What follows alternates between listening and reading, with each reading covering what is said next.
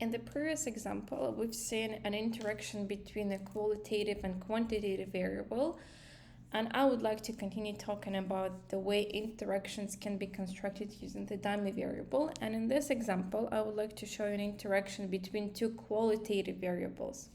So let's have a look at this regression model.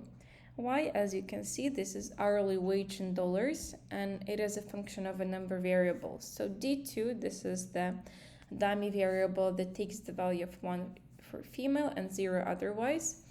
And D3, this is the dummy variable that takes the value of 1 if a person is non-white or non-Hispanic and 0 otherwise.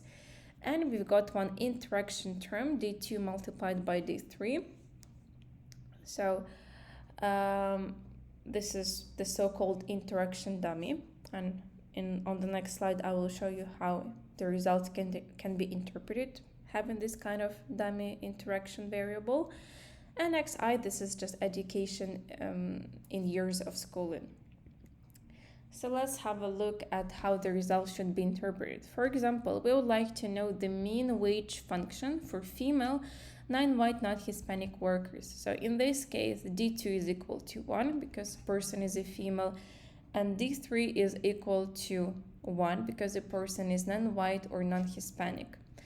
And what we get is the following. So alpha 1 plus alpha 2 plus alpha 3 and plus alpha 4. So this is the intercept. This will be the mean wage plus beta 1 xi. For example, we can construct a mean hourly wage function for male, non-white, non-Hispanic.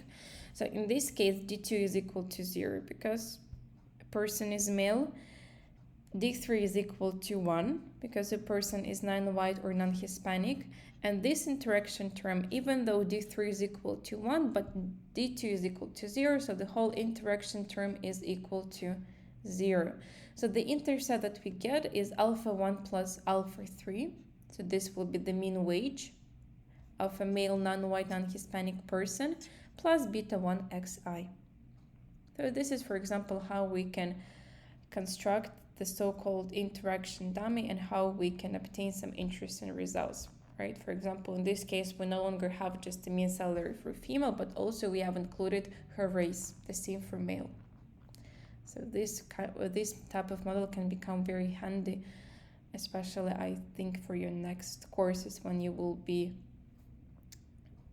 doing some other type of analysis, when you will be collecting data yourselves. And for example, you can collect data like on gender and race and correct a dummy interaction variable.